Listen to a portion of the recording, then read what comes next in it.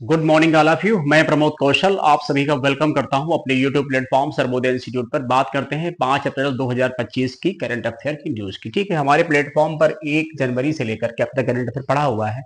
हालांकि बाकी बहुत सारे विद्यार्थी पढ़ते भी हैं, लेकिन उतना रेस्पॉन्स नहीं मिल रहा जैसा मिलना चाहिए, क्योंकि तो कंटेंट बड़ा अच्छा दे रहे हैं। बट ठीक है, जहां तक मेरी कोशिश है मैं करता हूं। जिस दिन लगेगा कोई रेस्पॉन्स नजर नहीं आ रहा उस दिन इसको सब क्लोज कर देंगे, क्या फायदा।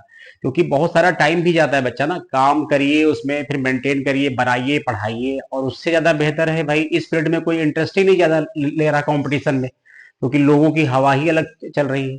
तो थोड़ा इंटरेस्ट लेना भी चाहिए कि चलो हाँ भाई, संघर्ष कर रहा है कोई तो उसको भी सपोर्ट करो। 5 अप्रैल 2025 हाल ही में माधोपुर मेला का आयोजन किस राज्य में किया गया? तो इसका राइट आंसर हो जाएगा गुजरात। वैसे क्वेश्चन ये पूछा गया है, एसएससी के एग्जाम में 2 बार आया है ना, और वैसे भी मोस्ट इंपॉर्टेंट क्वेश्चन है। कैसे कैसे क्वेश्चन आया था वो अभी हम लोग बात कर लेंगे, कैसे क्वेश्चन था। माधोपुर मेला गुजरात के पोरबंदर में मनाया जाता है, और ये मेला भगवान कृष्ण और रुक्मणी के विवाह की स्मृति में मनाया जाता है। पूछा गया है कि ये जो मेला है ये किसकी याद में मनाते हैं ना, तो ये क्वेश्चन इंपॉर्टेंट है। अरुणाचल प्रदेश की मिसमी जनजाति रुक्मणी को अरुणाचल का मानते हैं, इसलिए ये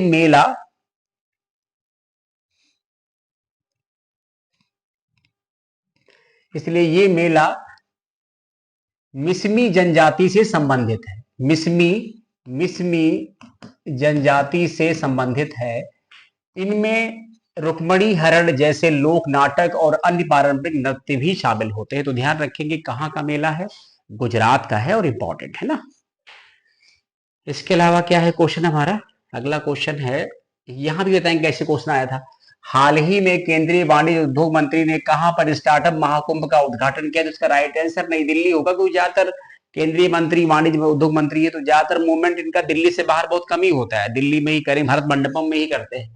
तो भारत के स्टार्टअप इकोसिस्टम को नई ऊंचाइयों पर ले जाने के उद्देश्य से इस महाकुंभ का आयोजन 3 से 5 अप्रैल नई दिल्ली कि भारत मंडपम में किया गया। ये केंद्रीय वाणिज्य उद्योग मंत्रालय के अंतर्गत आता है। ठीक है, एक बात ये हो गई। क्वेश्चन पूछा गया था कि स्टार्टअप जो है ये किस मंत्रालय से संबंधित है, तो ध्यान देंगे इसका आंसर क्या हो जाएगा, वाणिज्य एवं उद्योग मंत्रालय। क्योंकि बच्चा देखिए, कोई विद्यार्थी पढ़ता है उसका अलग विषय है, उसे सब कुछ आज के अभी सोचिए आप क्लास 9 10th में 12th में आपका अच्छा खासा फीस का अमाउंट जाता है। जो बच्चे आजकल पढ़ रहे हैं प्राइवेट स्कूल में, कोई मतलब नहीं है। अब कंपटीशन में क्या है, जो देखिए वो बिल्कुल रेडी है, क्या पढ़ा रहा है, कैसे कर रहा है, खैर वो एक अलग सब्जेक्ट हो गया, जो पढ़ाएगा अपना करेगा। लेकिन जिस प्रकार का ट्रैक चल रहा है बड़ा डिफरेंट चल रहा है ना ये। तो 47वीं junior girls national handball championship 2025 में किस टीम ने खिताब जीता है? तो इसका राइट आंसर हो जाएगा उत्तर प्रदेश ने ना। इस चैंपियनशिप का आयोजन प्रथम स्थान पर आयोजन आयोजन लखनऊ में किया गया ना। प्रथम स्थान पर उत्तर प्रदेश है, दूसरे पर हिमाचल प्रदेश है, तीसरे पर राजस्थान है।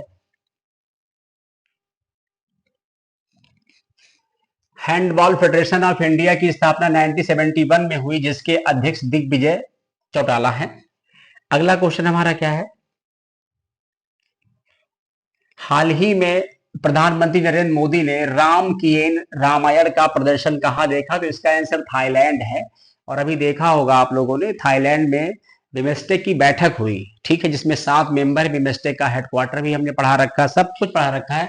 तो बिमस्टेक की बैठक में ही गए हुए थे, और वहीं पर इसको जो है उन्होंने देखा और बड़ा इनका वेलकम किया थाईलैंड की पीएम ने। कमेंट करिएगा थाईलैंड की पीएम का नाम क्या है आप लोग जब पढ़िएगा।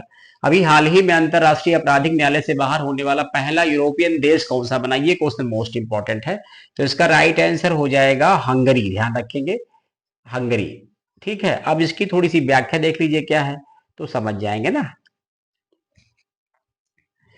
हंगरी के प्रधानमंत्री विक्टर ओरबान के चीफ ऑफ स्टाफ गिरेगली गुलियास ने कहा कि हंगरी अंतर्राष्ट्रीय आपराधिक न्यायालय से हटेगा। सरकार संवैधानिक और अंतर्राष्ट्रीय कानूनी ढांचे के अनुसार वापसी की प्रक्रिया शुरू करेगी। ये घोषणा ऐसे समय में की गई है जब इजराइल के प्रधानमंत्री बेंजामिन नेतन्याहू हंगरी की राजधानी बुडापेस्ट पहुंचे हैं। एक्चुअली में है क्या कि हंगरी इसका मेंबर है, और जो मेंबर होते हैं वो फिर उसको अरेस्ट करने का उनके पास अधिकार होता है। इसीलिए वजह इन्होंने क्या किया, अपनी मेंबरशिप से इन्होंने इस्तीफा दे दिया।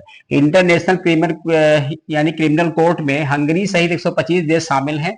इसका मुख्यालय दी हेग नीदरलैंड में है। आईसीसी का संस्थापक संस्थापक सदस्य होने के नाते हंगरी प्रधानमंत्री बेंजामिन नेतन्याहू को गिरफ्तार करने के लिए बाध्य था। अब जब मेंबरशिप छोड़ दी तो बाध्य करने कोई मतलब ही नहीं, काम ही खत्म हो गया ना। चलिए, इसके अलावा कई बार पूछा जाता है आईसीसी का मुख्यालय का है, इंटरनेशनल क्रिमिनल कोर्ट है ना, ध्यान रखने का। हाल ही में किस राज्य सरकार ने मुख्यमंत्री महिला उद्यमिता अभियान शुरू किया? इसका आंसर असम है। मुख्यमंत्री हेमंत बिस्वा शर्मा ने 1 अप्रैल 2025 को असम के बेहाली से प्रति लाभार्थी 10,000 रुपए, ठीक है, 10,000 रुपए राशि राशि 10,000 रुपए की राशि से मतलब शुरुआत की है। और इसमें जो सफल जो मतलब उद्यमी होंगे उनके लिए सरकार की ओर से मतलब शुरुआत में तो 10,000 रुपए ही अब दिए जाएंगे, क्योंकि ज्यादातर कुछ ऐसा काम नहीं करना है, जैसे पत्ते बनाने हैं कुछ, और आप भी छोटे मोटे उद्योग आप मतलब कर सकते हो। और उसके बाद जो सफल हो जाएंगे तो 50,000 रुपए की आर्थिक सहायता दी जाए, क्योंकि बहुत सारे लोग भी होते, सबको इतना पैसा कहाँ बांट पाएंगे लोग। इसके अलावा क्या पॉइंट अगला है, हाल ही में किस देश ने परमाणु पनडुब्बी परम लॉन्च की है ना, परम लॉन्च किया है? तो इसका आंसर रूस है। भारत की पहली परमाणु जो पनडुब्बी है उसका नाम है INS Arihant, Indian navy ship Arihant है।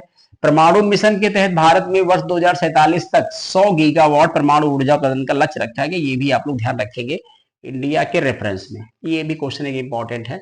एक हॉलीवुड बॉलीवुड की पर्सनालिटी, हाल ही बॉलीवुड अभिनेता मनोज कुमार का निधन हो गया। उन्हें किस वर्ष दादा साहब फाल्के पुरस्कार मिला था? तो इसका आंसर 2015 है। मनोज कुमार का वास्तविक नाम हरिकृष्ण गोस्वामी था, ये भी ध्यान रखेंगे। 47 नंबर का दादा साहब फाल्के अवार्ड दिया गया। कई फिल्में भी, रोटी कपड़ा, मकान, बहुत सारी भक्ति फिल्में की है। तो सभी लोग परिचित, 4 अप्रैल को इनका मॉर्निंग में इनकी डेथ हो गई। सबसे ज्यादा कमाई करने वाला स्मारक कौन सा बना है ना? तो इसका राइट आंसर ताजमहल हो जाएगा। ताजमहल पिछले 5 वर्षों में टिकटों बिक्री के जरिए सबसे अधिक कमाई करने वाला एएसआई संरक्षित स्मारक हो गया। केंद्रीय संस्कृति मंत्री गजेंद्र सिंह शेखावत ने ये जानकारी दी, ठीक है। और अपने जवाब में शेखावत ने वित्तीय वर्ष 19-20 से लेकर वित्तीय वर्ष 23-24 तक के आंकड़े साझा किए, जिसके अनुसार ताजमहल में सही 5 वर्षों में टिकटों बिक्री के जरिए एएसआई संरक्षित मतलब जो स्मारक उसमें शीर्ष स्थान अर्जित किया था। वित्त वर्ष 19-20 में आगरा का किला और दिल्ली कुतुब मीनार मतलब टिकटों की बिक्री के जरिए दूसरे और तीसरे पर था। बट 23-24 में क्या हो गया, कुतुब मीनार हो गया दूसरे पे, लाल किला हो गया तीसरे पे, प्रथम स्थान पे ताजमहल हो गया ना। आइए ये क्वेश्चन देख लीजिए। हाल ही में चर्चा में रहे यून सुक योल किस देश के राष्ट्रपति के पद से हटाए गए हैं? तो इसका आंसर है साउथ कोरिया।